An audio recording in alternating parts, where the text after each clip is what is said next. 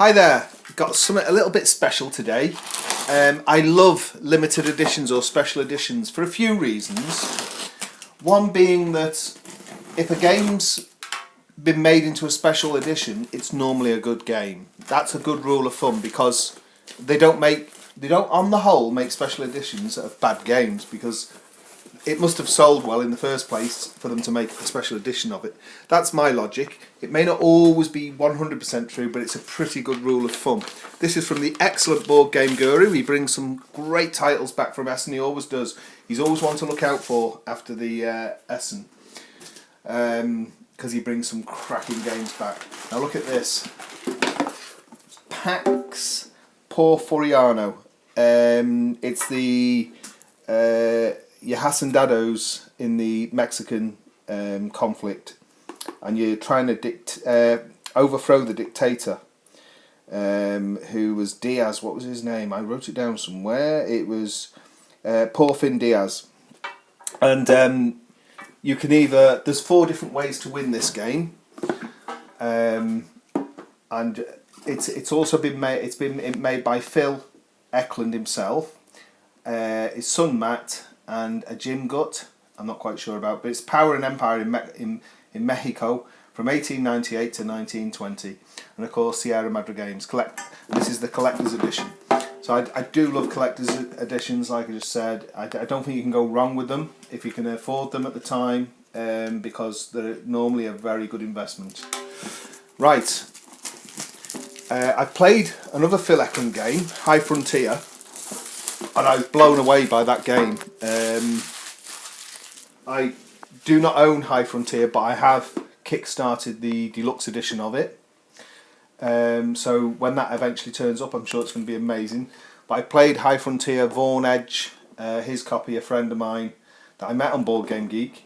We played. We had a really good session of High Frontier, and I was blown away by that game. So when I seen the board game guru was recommending this game, and he wrote a little piece about it. I think more or less his piece was saying it's probably one of the best card games he's ever played. Then I was instantly my senses pricked up then, and I thought, wow. So Pax Porfiriana, the box straight away is lovely, isn't it? And this has got dual-sided board here. I've seen on Board Game Geek people were making their own boards and stuff. Well, this one has a board in it, so we've got cards, and straight away I know it's different with space, but I can get in that. I can see the cleanliness and the full detail of all the cards that I have seen in High Frontier. We've got some tokens here and some baggies. Quite a large rule book. Is it all in English? A whole lot? Yeah, loads of back history I think here as well. Pax Porfiriana as she is played. So this is a really nice rule book, because I've seen in the small box edition through pictures of or videos of the rule book, and it's like a fold out black and white affair. This is lovely, isn't it? And there's Philosophy of Pax Porfiriana. So I'm going to read that because that's going to be very interesting and help get into character for the game, I think. So there's the rule book, and here we have the game board. Interesting, I love that box, really interesting. So this is dual-sided, isn't it? So it will play Pax Pamir, is it, on one side, and Porfiriana on the other. So this is Porfiriana. There we go. That's it. So that's we've got played out, public cards, current regime, discards. Not sure what that one is for. And here's the tableau. So these cards will be 0 cost, I guess, and these are the cost as it comes out.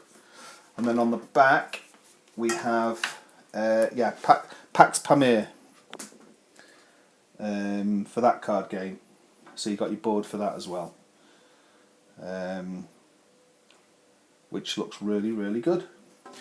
So we're on pack.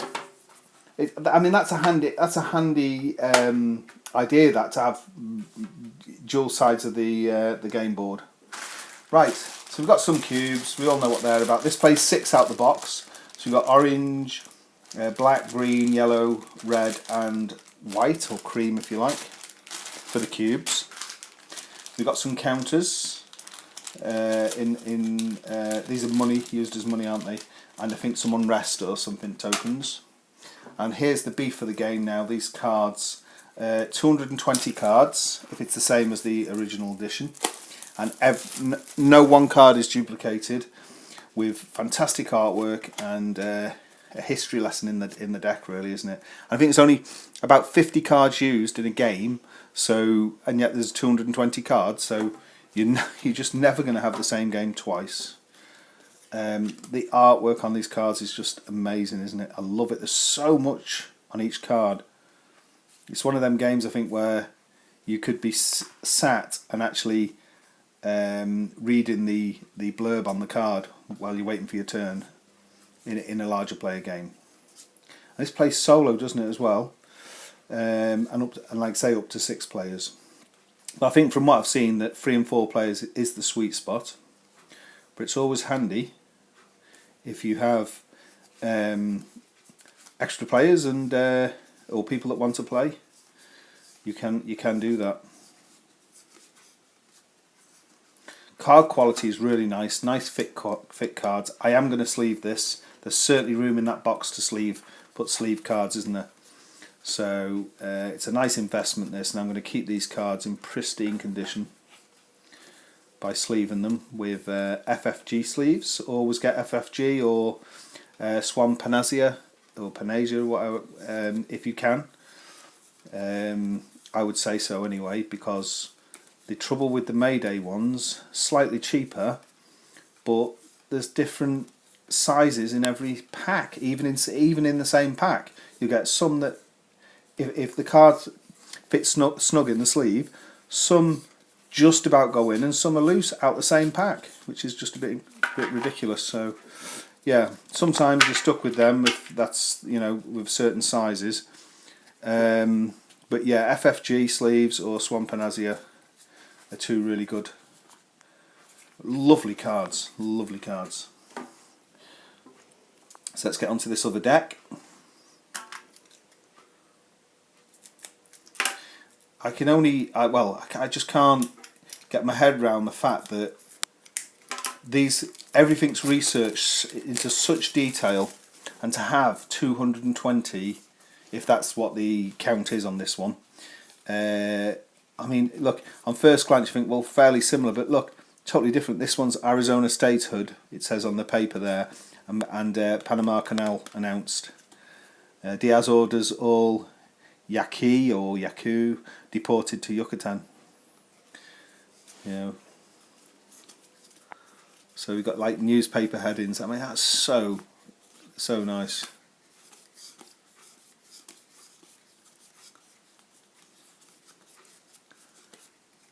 These are I think these are a bit of the take that cards, aren't they? The orange cards, natives, and bandidos. I was looking on Board Game Geek, and Phil was talking to Board Game Geek TV and mentioning the research he did for this game.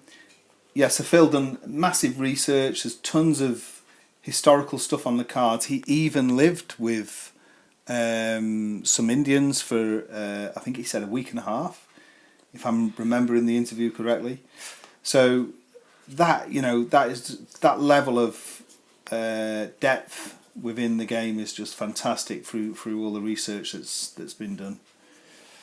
It's just really nice touches, isn't it? So much theme.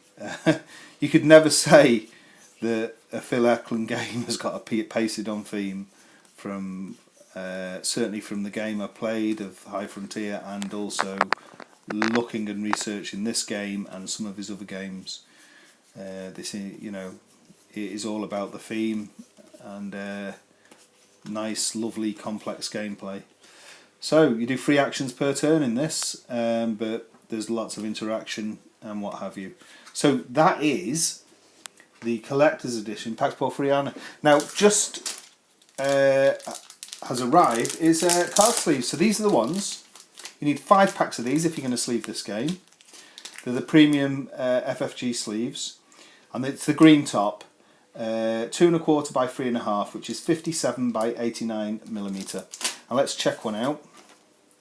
So here we go. There's the button. And put it in the sleeve. It's a really nice fit on the sides. I think there's going to be a little overlap, so we'll centralise it in the sleeve itself. There we go, perfection. So that's the sleeves. They work perfect.